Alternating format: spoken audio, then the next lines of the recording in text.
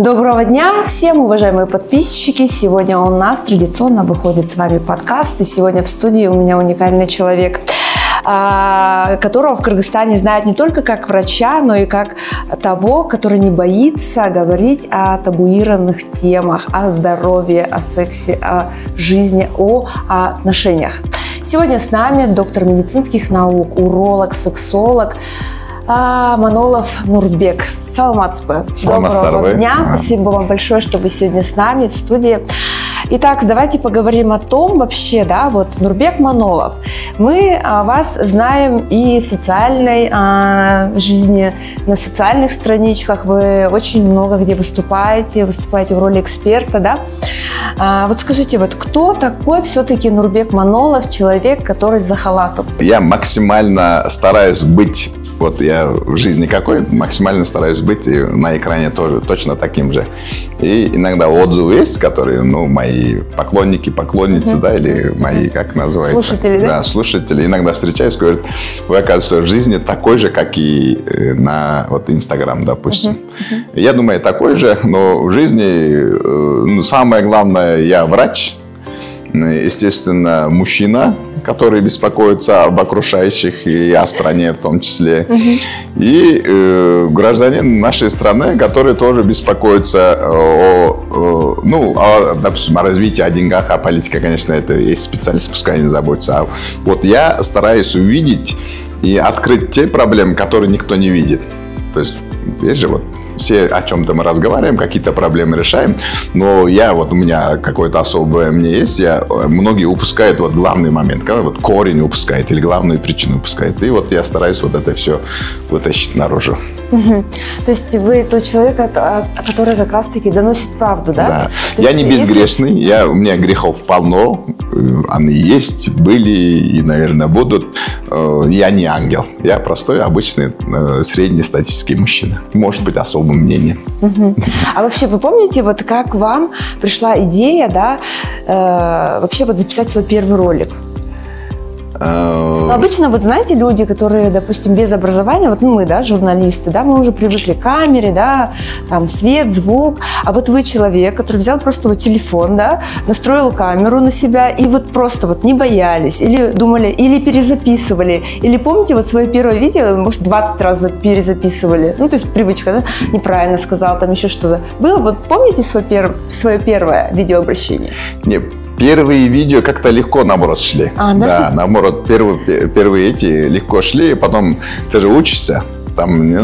Первые видео ты же не понимаешь же, какие хейты могут быть, какие проблемы. Столкнулись с хейтом. Да, с правоохранительными органами могут быть проблемы. И сталкиваешься, и начинаешь уже себя как-то отрезать. Естественно, принципиальные моменты не отрезаешь, но какие-то моменты отрезаешь. И потом, чуть позже почему-то я стал переснимать, а первые дни я, наоборот, то, что я думал, то и говорил.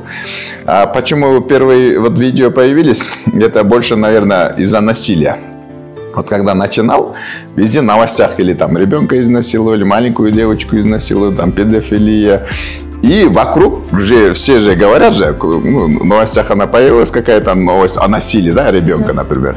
И все начинают комментировать. И я смотрю, наблюдаю, даже депутаты, по-моему, даже милиционеры, большие чиновники, которые, даже религиозные люди, которые должны о Всевышнем, о культуре думать, начали обвинять именно жертв почему-то.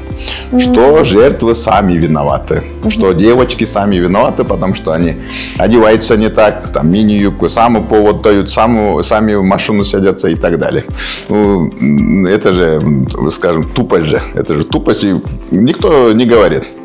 И мы с женой посоветовались, у нас же девочки растут. И народом что происходит? Что происходит? Это же неправильно, наши девочки растут и так далее.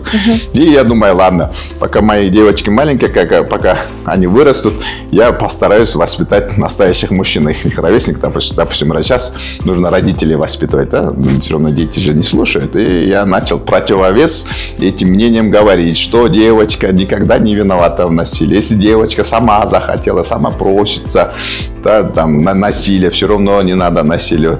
Есть такое, это же в психологии все известно же такое мышление, да, вот когда обвиняет жертву, да, когда это тоже болезнь общества.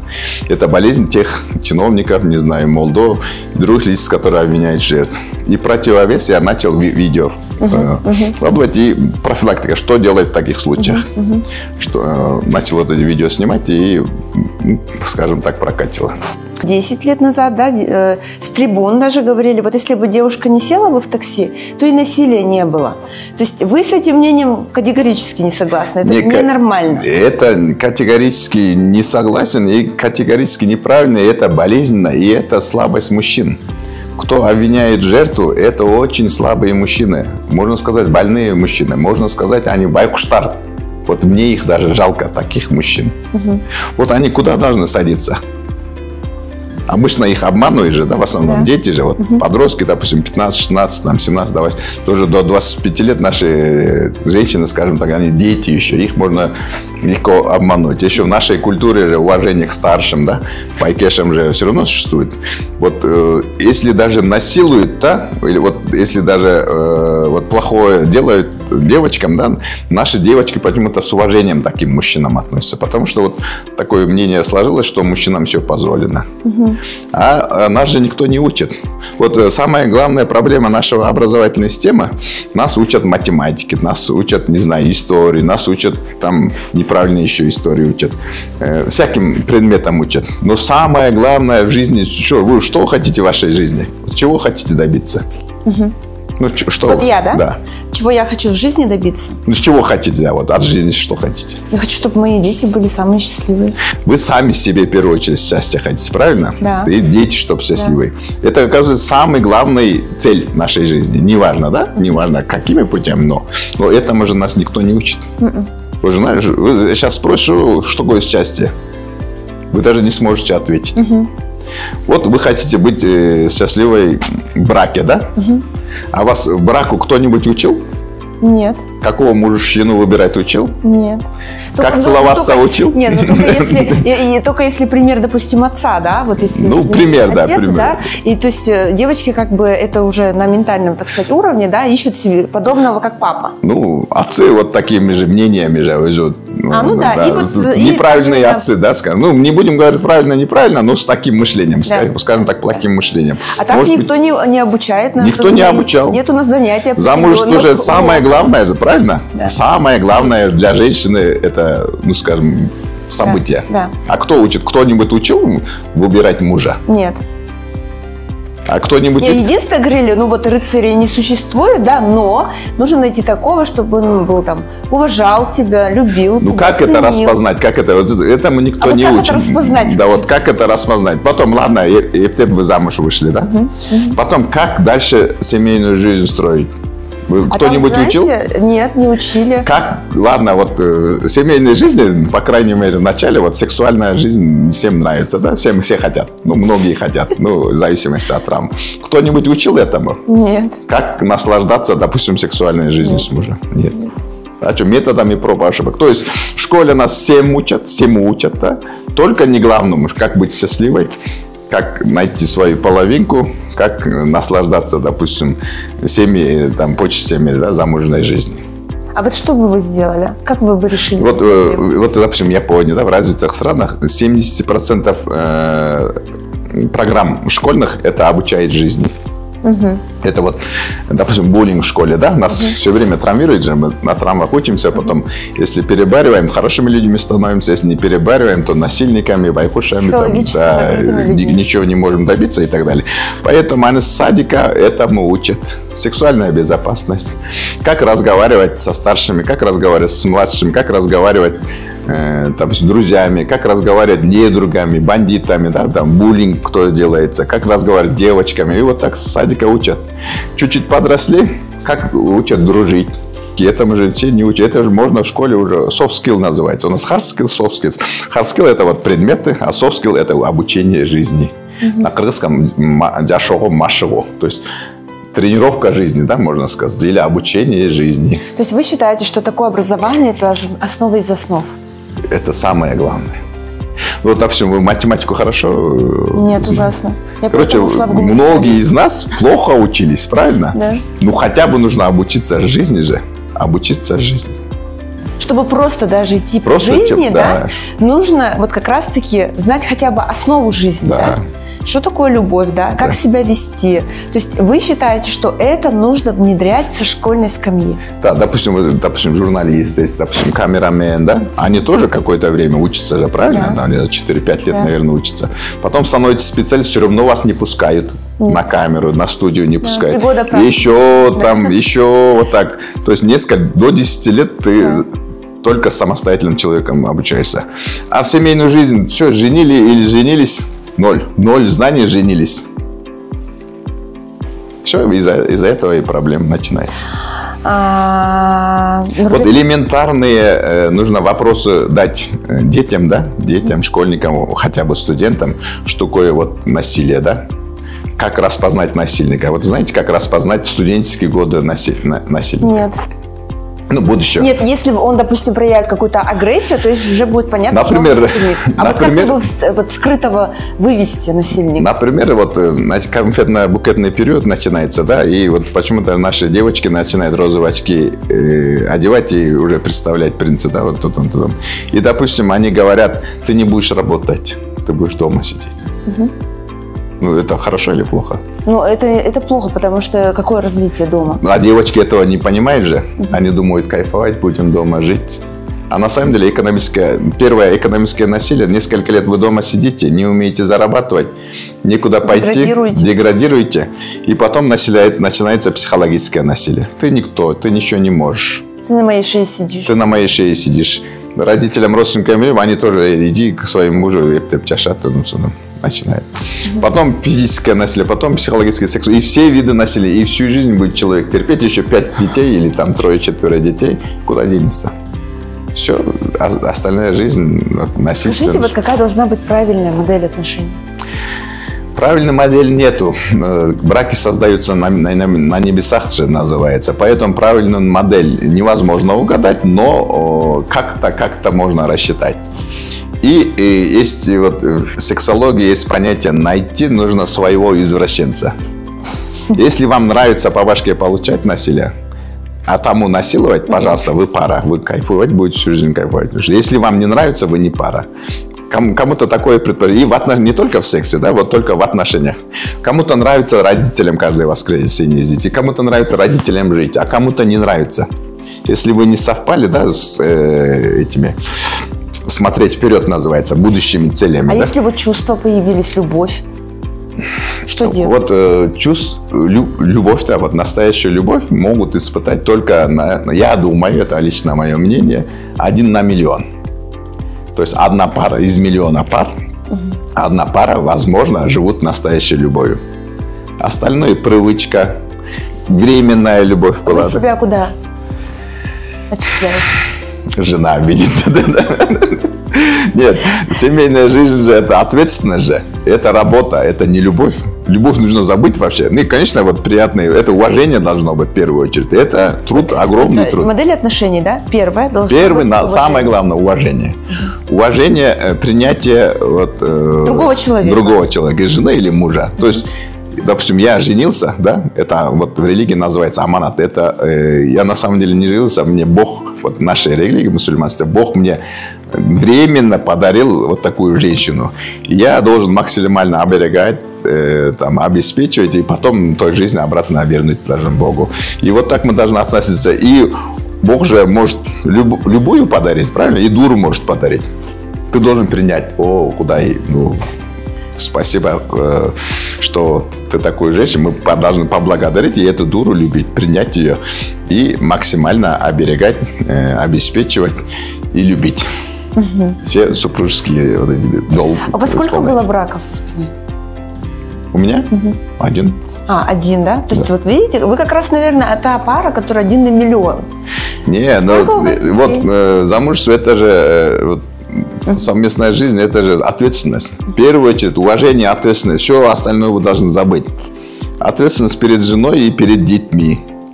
допустим, вот дети же могут сиротами, вы уйдете от семьи, да, дети могут остаться сиротами. Ну, потом, что вы полюбили, не знаю, молодые. Да, другую.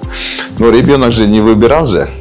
Ребенок же вам не будет говорить, ой, вы другую полюбили, папа другую полюбил, а пускай будет счастливый, а мы здесь потерпим, мы сиротками побудем, поголодаем, там мама будет пахать, они же это не выбирают, поэтому это нужно понимать. И если вы женились, то нужно ответственно к этому подойти. Ну, естественно, там, если страшные там несовпадения, да, допустим, бивал, и вот жена, нужно бежать от такой жены, но тоже ответственность не забывать. Хоть дура жена, да, хоть развелись, нужно детей обеспечивать полностью.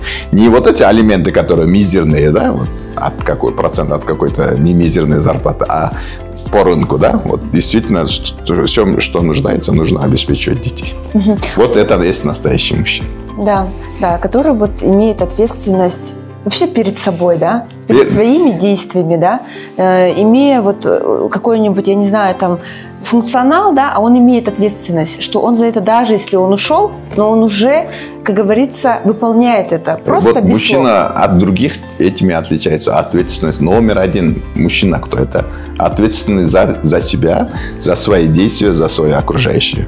Пускай она будет дурой, пускай окружающие будут идиотами, но ты должен за себя отвечать. У тебя дети есть, жена дура есть, жене дура чуть-чуть, детям нормально. Нужно давать. Ну, но опять же, знаете, я вот здесь вот еще хочу сказать, мужчинам, вот вы говорите дура, да? Ну, дура как? Не обижайтесь, просто я... Да, проявление имеется в виду, да? Но вот когда у тебя есть дома жена, супруга, которая, знаете, покладистая, мне кажется, мужчина просто, ну, от скуки просто, я не знаю, или не так? Вот это тоже, поэтому я всегда говорю, нужно женщинам в первую очередь образование давать. В первую очередь. Образованная женщина – это образованное общество. Образованная женщина – это образованная страна. То есть я бы даже, если был бы, допустим, там, большим человеком, я бы даже издал бы такой закон. Женщины, никто не имеет права выходить замуж, пока не получит какое-нибудь минимальное образование. Средняя школа. Хоть средняя, да, чтобы она могла зарабатывать сама. Плюс перед свадьбой, да, перед замужеством, когда женишься или замуж выходит, тоже минимальный курс, не знаю, однодневный, трехдневный, хотя бы трехдневный нужно организовать. Без этого невозможно жениться. То есть они должны вдвоем пройти. И там, что такое семейное насилие, что такое отец, что такое муж, что такое жена, что такое мать, что такое там хайната, хайнене, тесть, там, свекровь, теща, вот это все должно обучить. Где у кого не только права же есть, у нас еще обязаны есть. Вот женщины тоже иногда ее защищаем, ну, пускай женщины могут быть принцессами, но есть и обязанность. То есть выполнять все равно и мужчина должен, и женщина должна свои обязанности выполнять. Вот это все ему нужно обучить только потом. Вот сертификат получит трехдневный, да, потом можно брак вступать. Я бы даже такой закон сделал. Да?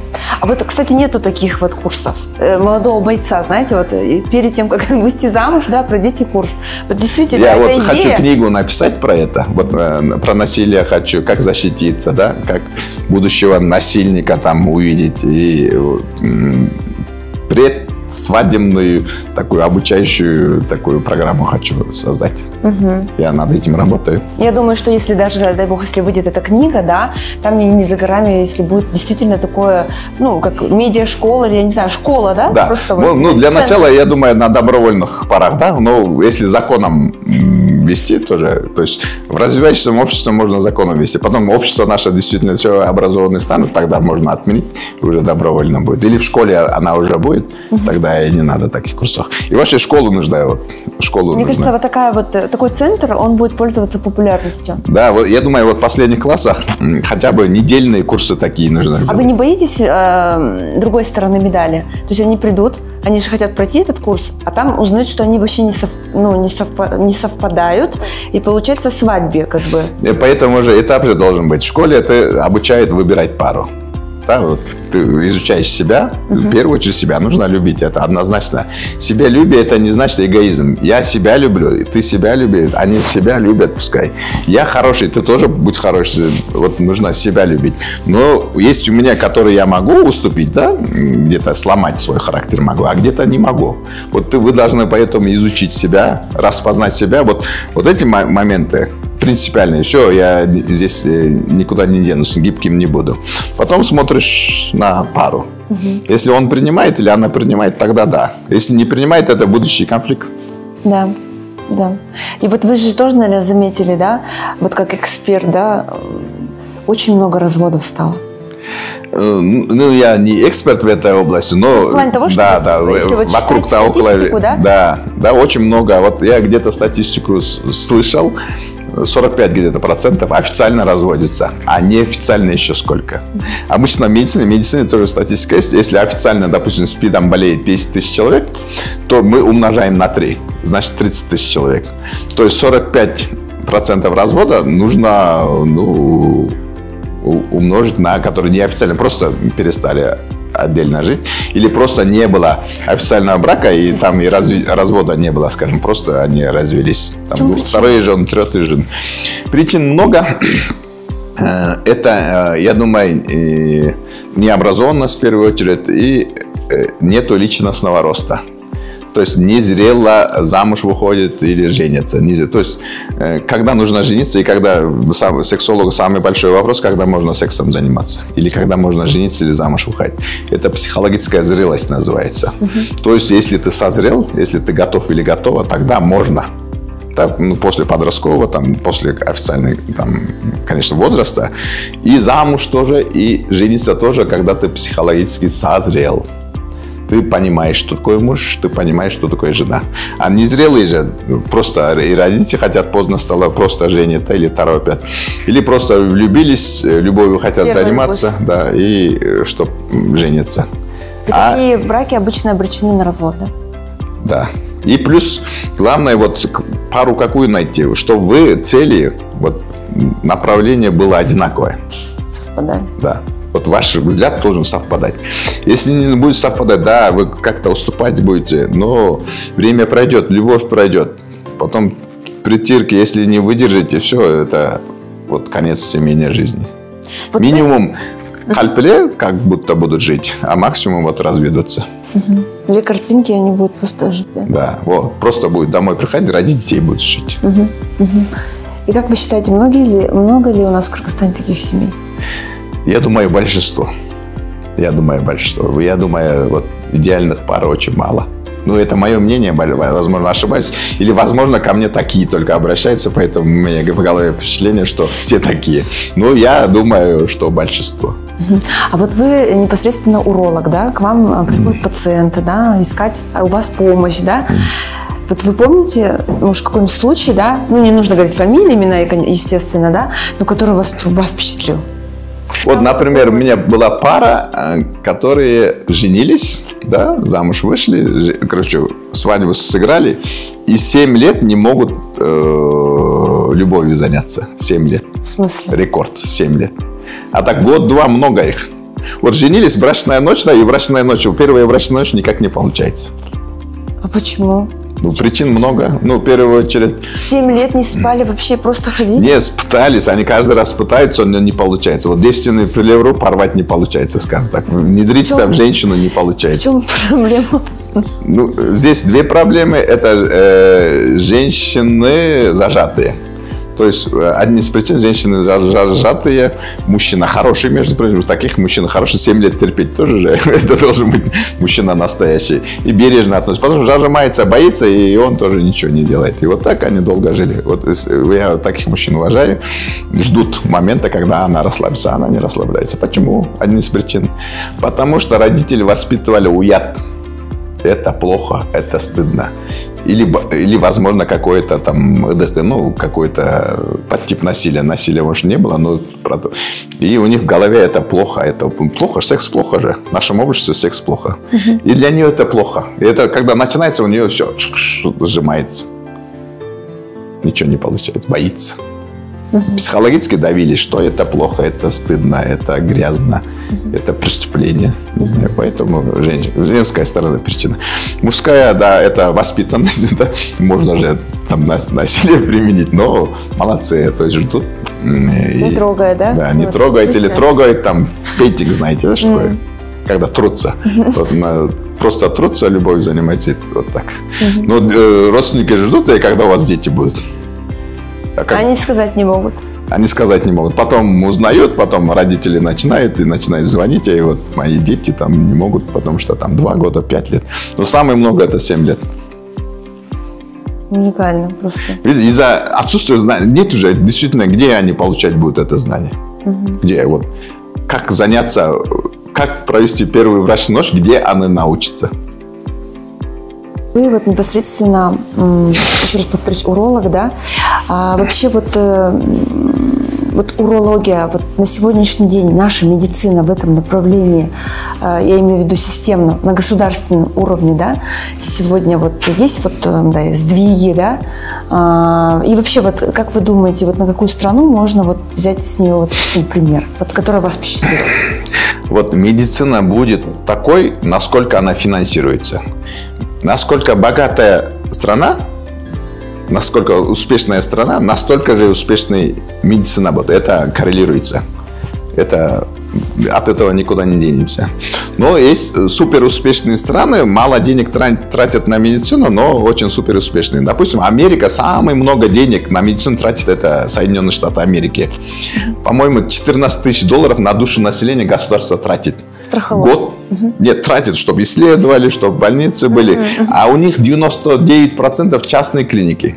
То есть государство тратит, плюс частные клиники, то есть и частники тратят. То есть государство это огромные деньги тратят, и частники огромные. То есть у них нету практически государственной медицины. У них все частное. Но все равно государство тратит $14 тысяч на душу населения. Но она не считается самой успешной страной. В исследованиях, естественно, успешные, но как обслуживание людей, она не совсем успешной считается, потому что не все застрахованы. Если ты заболеешь без страховки, там ты банкрот. Естественно, вот скандинавские страны успешные, Германия успешная, но Япония самая успешная. Япония, по-моему, 3 или 4 тысячи долларов максимум на душу населения тратит. Но она самая успешная. А успешность в чем заключается? Это доступ к медицине всего населения, да? Всех, вот никуда не надо ездить. Допустим, японцам же не надо ездить пересадку почек в Турцию или в другую страну, да? У них все это делается за маленькие деньги. И уровень жизни высокий. То есть у них средний возраст, когда умирают, это 87 лет, да? Или 82, ну где-то 85 лет. Это самые успешные страны. Мало денег, естественно, Корея и так далее. В нашей стране таких денег мы не можем позволить, но можем, так же, как Японию, ну, допустим, японскую систему взять и также работать. Маленькими деньгами тоже можно чего-то добиться. Я думаю, это частную сферу нужно свободу дать, да? Им волю дать нужно. И государство, естественно, должен с государственными клиниками работать. Плюс мы должны заниматься профилактикой, не болезнями. Да, это очень дорого, да. Когда человек заболел, это очень дорого. И специалистов не хватит, оборудования не хватит. Ну, в бедных странах не хватит этого. Поэтому мы больше деньги должны, и образование здесь должно, культура и так далее, тратить на профилактику, чтобы люди не болели. Вот у нас очень хороший, да, вот сейчас хороший министр в Европе, который жил, учился, да. Но я понимаю, вот этот средний менеджмент, сегменты. Да, средний менеджер, вот заведующие, да, профессора, скажем так, какие-то главврачи, они саботируют реформу. Вот реформу же, систему уже можно хорошую же построить, но никогда не добьемся результата, если кто-то будет саботировать. Это исполнитель, это вот средний менеджмент их саботирует. Поэтому гениального министра поставь. Гениальный президент, хорошие приказы давай. Но если средний менеджмент, это же огромные же, они будут саботировать, ничего не получится. Поэтому вот не только вот как специалисты. Палка двух концов. Да, личностей нужно ставить, вот каких-то таких особых личностей, которые не будут саботировать, а выполнять вот эту всю систему. И самое главное еще, я думаю, одни из самых, даже номер 1 проблем – это коррупция. Именно среднего менеджмента. Она до сих пор есть? Среднего менеджмента есть. Именно среднего. Сейчас министры, там, главврачи уже, я думаю, их контролируют хорошо. Но средний менеджмент все-таки саботирует, и у них есть коррупция. Коррупции нет. Чтобы ее не было. Нужно все это вычищать и, так сказать, ставить уже компетентных тех, вот молодых кадров нужно ставить. Как вы думаете? Ну, неважно молодых, но порядочных. Неважно, ты молодой или старый. Молодость тоже в чем заключается. Вот есть молодые, которые уже как дед себя ведут. Да? Есть деды, которые очень гибкие и так далее. То есть главное, чтобы хороший человек, да, порядочный человек должен быть. Нурмик Мирза, давайте я с вами проведу быстрый блиц. Короткие ответы без раздумий. Кофе или чай? Чай. Работа или любовь? Работа. На что бы вы никогда не потратили деньги? На развлечения. Не потратили бы деньги на развлечения? Вы любите только всегда работать? Ну, для меня это другая деятельность, для меня развлечение. То есть работа, но другая работа для меня развлечение. Что вы скажете своим хейтерам? Желаю личностного роста. Чтобы я желаю им счастья, чтобы они долго жили и моими успехами долго восхищались или наоборот не восхищались. Я им долгой жизни желаю. И мне себе, конечно. Если бы вы не были врачом, то кем бы вы стали? Экологом. Экологом? То есть вас триггерят проблемы нашего воздуха и смога, да? Это одно и то же. Наше здоровье и экология – это взаимосвязано. Это, если мы на природу будем плевать, наше здоровье тоже будет наплевательское. Это закон природы. Мы люди природы, мы животные. Мы в животном мире живем. Природа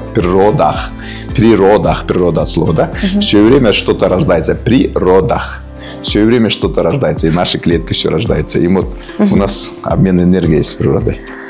Очень красиво вы сказали. Спасибо вам большое за честный разговор. Да? Сегодня мы с вами обсудили очень многое. И вы действительно остаетесь лично для меня. Я думаю, что для наших подписчиков, да, тот человек, который говорит то, о чем многие молчат. Так что мы вам желаем написания сил книг, открытия курсов. И я думаю, что это будет пользоваться большой популярностью. А вы, уважаемые подписчики, оставайтесь на нашем YouTube-канале, потому что очень многое, что у нас еще выйдет. До свидания. Сексом нужно заниматься, а не говорить.